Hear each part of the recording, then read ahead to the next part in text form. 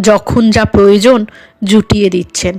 শিশু যেমন মায়ের ওপর নির্ভরশীল, মাতৃ সাধকরাও তেমনই সম্পূর্ণভাবে মায়ের ওপরই নির্ভর করেন।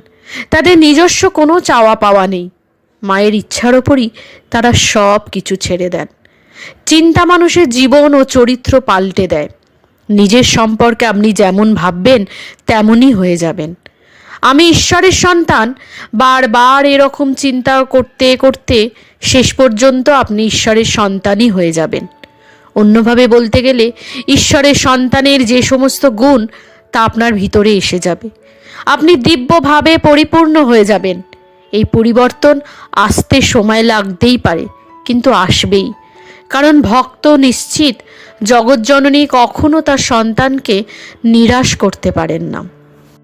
স্বামী নিরাময়ানন্দজি মহারাজ লিখেছেন, শ্রী শ্রী মায়ের মাতৃভাব